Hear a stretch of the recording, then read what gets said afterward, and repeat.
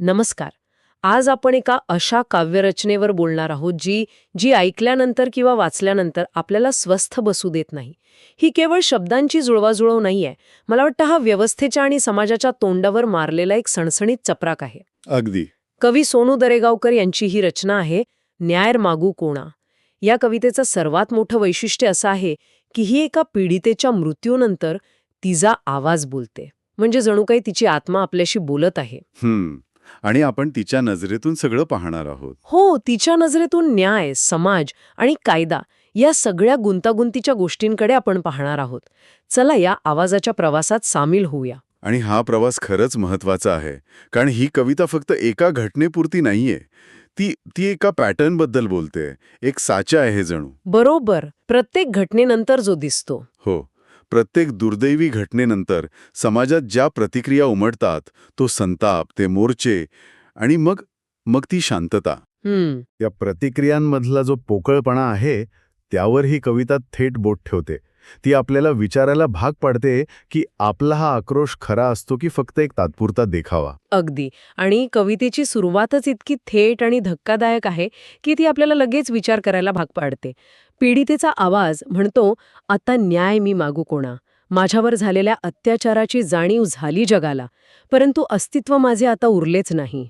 राख झाली या देहाची. हो, राख झाली या देहाची. हा पहिलाच प्रश्न संपूर्ण कवितेचा पाया आहे. ती जिवंत असताना जगाला जाणीव झाली नाही आणि आता झालीये तर तिचं अस्तित्वच नाही. इथे जी निवेदनाची पद्धत आहे ना, ती खूप महत्वाची आहे. म्हणजे ही कहाणी कोणी तिसरी व्यक्ती नाही सांगत आहे, तर स्वतः पीडित सांगतेय. हो, मृत्यूच्या पलीकडून आलेला हा आवाज आहे. यामुळे ऐकणाऱ्याच्या मनाला एक वेगळीच धार लागते. आणि राख झाली या देहाची ही ओळ, ती फक्त शारीरिक अंतविषयी बोलत नाही, नाही. तर तिच्या स्वप्नांची, तिच्या अस्तित्वाची राख झालीये हे सुद्धा सांगतेय. आणि तरीही त्या राखेतून तिचा आवाज न्यायाची मागणी करतोय. ही एक विलक्षण आणि तितकीच अस्वस्थ करणारी कल्पना आहे. हो, म्हणजे मृत्यूने शरीर संपवलं, पण न्यायाची आस तो संपवू शकलेला नाही. ती पुढे म्हणते, या जगासमोर जळून गेले मी, मला अजूनही न्याय काही केल्या मिळालाच नाही. हे ऐकल्यावर असं वाटतं की तिचा आत्मा अजूनही त्याच घटनेत अडकून पडलाय. बरोबर. जोपर्यंत न्याय मिळत नाही तोपर्यंत तिला मुक्ती नाही. आणि हा आवाज फक्त एका व्यक्तीचा नाहीये, तो व्यवस्थेकडून अपेक्षाभंग झालेल्या हजारो, लाखो आवाजांचं प्रतीक बनतो. ती एकटी नाहीये, तिच्यासारख्या अनेकींचा तो एकवटलेला आवाज आहे, जो आपल्या सदसद विवेक बुद्धीला प्रश्न विचारतोय. आणि मग कविता त्या घटनेनंतरच्या सामाजिक प्रतिक्रियांवर येते. दुसऱ्या दिवशी काय होतं याचं ती वर्णन करते. दुसऱ्या दिवशी माझ्या नावाने कॅन्डल मार्च निघाले. हो, यापुढे मी कोणालाही दिसणार नाही हे प्रत्येकाला चांगलेच कळले. या ओळी वाचताना एक प्रकारची विचित्र शांतता जाणवते.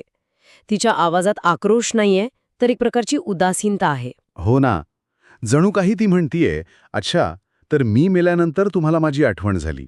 अगदी. आणि इथेच कवी ही समाजाच्या प्रतिक्रियेवर एक सूक्ष्म पण भेदक टिप्पणी करतो. हे कॅन्डल मार्च न्यायासाठी आहेत की फक्त एक सामाजिक सोपस्कार म्हणून केले जात आहेत? हा एक विधी आहे का, जो प्रत्येक घटनेनंतर पार पाडला जातो? कारण पीडितेचा आवाज पुढे म्हणतो, परंतु काही केल्या मला न्याय अजूनही मिळालाच नाही. मग मी न्याय मागू कोणा? म्हणजे हे सगळे बाह्य देखावे होऊनही मूळ प्रश्न तिथेच आहे. न्यायाची गाडी 1 इंचही पुढे सरकलेली नाही. बरोबर. पण याला केवळ दिखावा म्हणणं योग्य ठरेल का? म्हणजे निदान निवोक घराबाहेर पडून काहीतरी व्यक्त होत आहेत, ही सुद्धा एक सुरुवात असू शकत नाही का? नाही, तुमचा मुद्दा बरोबर आहे. शांत बसण्यापेक्षा रस्त्यावर उतरणं, आवाज उठवणं महत्वाचं नाही का? अच्छा. कवितेतील पीडितेला हाच प्रश्न पडलाय.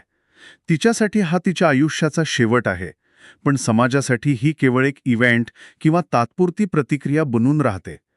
तिसऱ्या दिवशीचं वर्णन ऐकलं की हे अधिक स्पष्ट होतं. हो, तिसऱ्या दिवशी चित्र बदलतं. तिसऱ्या दिवशी भर रस्त्यावर माझ्या फोटोसोबत मोर्चे काढले. हे चित्र आपण अनेकदा बातम्यांमध्ये पाहतो. रोजचंच आहे. पण यावर पीडितेचा प्रश्न खूप मार्मिक आहे. ती म्हणते, हे सारे काही पाहण्यास मी आता राहिले नाही.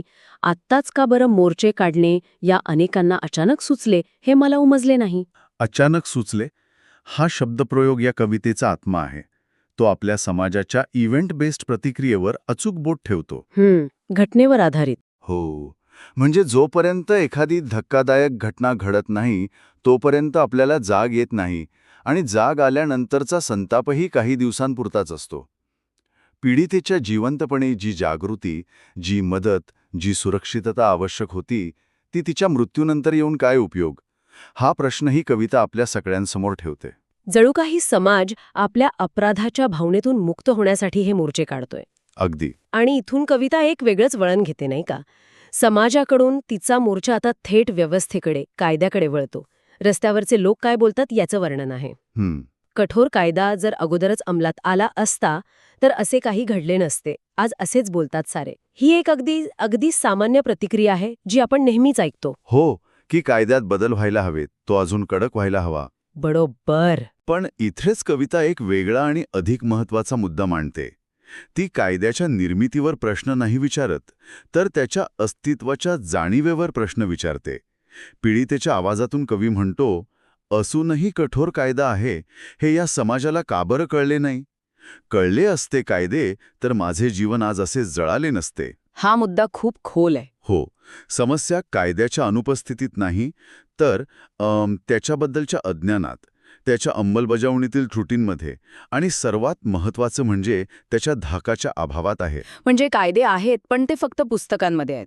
ते लोकांच्या मनात, त्यांच्या वागणुकीत उतरलेले नाहीत. आणि म्हणूनच ती म्हणते की जर लोकांना कायद्याची आणि त्याच्या परिणामांची खरोखर जाणीव असती तर कदाचित अशी घटना घडलीच नसती. हा व्हॉट इफ किंवा जरतरचा विचार तिशी मृत्यूनंतर येतोय. हो, ज्याचा आता काहीच उपयोग नाही. आहे कायदा मजबूत, पण याची भीती का बरं उरली नाही? हा कवितेतला कळीचा प्रश्न आहे, नाही का? हो. कायदा कागदावर कितीही मजबूत असला तरी जोपर्यंत त्याची भीती गुन्हेगारी प्रवृत्तीच्या लोकांच्या मनात बसत नाही तोपर्यंत तो निरर्थक आहे. तर मग ही भीती का उरली नाही? कायदा तर आहे, कायदे मजबूत आहेत असं आपण ऐकतो. मग नेमकं कुठे चुकतंय? याचं उत्तर कवितेच्या पुढच्या ओळींमधूनच मिळतं. पहिलं कारण म्हणजे न्याय मिळायला होणारा उशीर.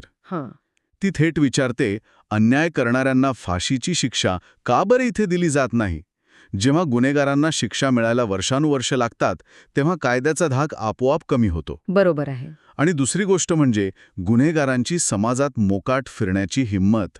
ती त्यांना मोकाट कुत्र्यांसारखे फिरणारे गुन्हेगार म्हणते. हो. हे वर्णन फक्त त्यांच्या हिंसक प्रवृत्तीबद्दल नाही, तर त्यांना कोणाचाही धाक नाही, ते मोकळेपणाने समाजात वावरत आहेत याबद्दलही सांगते. मोकाट कुत्र्यांसारखे फिरणारे हे शब्द खूप विचार करायला लावणारे आहेत. ते केवळ गुन्हेगारांनाच नाही, तर ज्या व्यवस्थेमुळे ते मोकाट आहेत त्या व्यवस्थेलाही नागडं करतात. आणि तिचा पुढचा प्रश्न तर आणखीनच भेदक आहे. असे कसे कोणास सापडत नाही? हा प्रश्न सरळ पोलीस आणि प्रशासनाच्या कार्यक्षमतेवरच प्रश्नचिन्ह निर्माण करतो. हे सगळं तिच्या आत्म्याच्या मनातले प्रश्न आहेत जे तिच्या न्यायाच्या प्रतीक्षेला अधिक तीव्र करतात. बरोबर. आणि या प्रश्नांमध्ये एक प्रकारची हताशा आहे, नाही का? आहेच. एकीकडे समाज रस्त्यावर उतरला आहे, दुसरीकडे कायदे पुस्तकात आहेत आणि तरीही गुन्हेगार मोकाट आहेत. हा जो विरोधाभास आहे तो त्या पीडितेला छळतो आहे. तिला दिसतंय की सगळं काही वरवर सुरू आहे, पण आतून व्यवस्था पोखरलेली आहे. आणि या पोखरलेल्या व्यवस्थेत तिचा न्यायाचा आवाज हरवून जातोय. कवितेच्या शेवटकडे जाताना पीडितेची न्यायाची तळमळ अधिकच तीव्र होते. ती म्हणते, मी गेल्यावर सुद्धा मला अजूनही शाश्वत न्याय का मिळत नाही? इथे शाश्वत न्याय हा शब्दप्रयोग खूप महत्वाचा वाटतो मला. तिला फक्त तिच्या गुन्हेगारांना शिक्षा नकोय, तिला काहीतरी जास्त हवंय असं वाटतं. हो, शाश्वत न्याय म्हणजे केवळ आरोपींना शिक्षा देणं नाही, तर असा न्याय ज्यामुळे भविष्यात अशा घटना घडणार नाहीत. अच्छा. अशी परिस्थिती निर्माण होणं जिथे कायद्याचा धाक असेल, जिथे स्त्रिया सुरक्षित असतील. तो एक व्यवस्थेतला बदल आहे. तिला फक्त तिच्या केसचा निकाल नकोय, तर तिला एक आश्वासन हवंय की दुसरी कोणती मुलगी ती बनणार नाही. आणि ते मिळत नाहीये. ते मिळत नाहीये याची खंत तिच्या आवाजात स्पष्ट दिसते. आणि शेवटच्या कडव्यात ती एक असा प्रश्न विचारते जो या संपूर्ण चर्चेच्या मुळावर येतो. होते आहे दुरुपयोग कायद्याचा, यासाठी जिम्मेदार कोण? हे मात्र अजूनही कळले नाही. तो कोण करतय? याला जबाबदार कोण? आणि ती म्हणते हे मात्र अजूनही कळले नाही. ह्या एका ओळीत व्यवस्थेचं संपूर्ण अपयश सामावलेलं आहे. याचा अर्थ असा की ही एक गुंतागुंतीची साखळी आहे, जिथे जबाबदारी एका व्यक्तीवर किंवा एका विभागावर ढकलून मोकळं होता येत नाही. बरोबर. पोलीस, वकील, न्यायव्यवस्था, समाज, राजकारणी सगळेच या साखळीचा भाग आहेत. आणि या सगळ्या गोंधळात मला योग्य न्याय मिळत नाही ही वस्तुस्थिती मात्र तशीच राहते. तिची न्यायाची मागणी या सगळ्या अनुत्तरित प्रश्नांमध्ये हरवून जाते. ही कविता कोणत्याही निष्कर्षापर्यंत पोहोचत नाही. ती आपल्याला कोणतंही सोपं उत्तर देत नाही. आणि मला वाटतं हेच तिचं खरं सामर्थ्य आहे. अगदी बरोबर. ती उत्तरं देण्याऐवजी आपल्या मनात अनेक प्रश्न निर्माण करते. कायद्याचा दुरुपयोग कोण करतंय? याला जबाबदार कोण? हे प्रश्न ती वाचणाऱ्याच्या किंवा ऐकणाऱ्याच्या मनात सोडून देते. तिची न्यायाची प्रतीक्षा संपत नाही आणि हीच या कवितेची आणि कदाचित आपल्या समाजाची शोकांतिका आहे. ती आपल्याला अस्वस्थ करून सोडते, कारण ती आपल्याला आरसा दाखवते. हो. तर न्याय मागू कोणा ही कविता केवळ एका पीडितेची व्यथा नाही, ती आपल्या संपूर्ण समाजाचं आणि व्यवस्थेचं एक दाहक प्रतिबिंब आहे. घटनेनंतर उमटणारा तो तात्पुरता संताप, ते कॅन्डल मार्च, मोर्चे आणि नंतर हळूहळू सगळं विसरून जाणं, या आपल्या सामाजिक सवयीवर हे एक बोचरं भाष्य आहे. यातून एक गोष्ट अगदी स्पष्ट होते की केवळ कायदे करून किंवा मोर्चे काढून प्रश्न सुटणार नाहीत. जोपर्यंत कायद्याची भीती आणि त्याचा सन्मान समाजात खोलवर रुजत नाही, जोपर्यंत अंमलीबजावणी करणारी यंत्रणा अधिक कार्यक्षम आणि कठोर होत नाही, तोपर्यंत पीडितांच्या न्यायासाठीचा हा आवाज असाच घुमत राहील. प्रत्येक घटनेनंतर आपण तेच प्रश्न विचारत राहू. आणि ही कविता ऐकल्यानंतर विचार करण्यासाठी एक प्रश्न उरतो. हो. आणि तो प्रश्न कवितेच्या शीर्षकातच दडलेला आहे. पीडिता विचारते, न्याय मागू कोणा?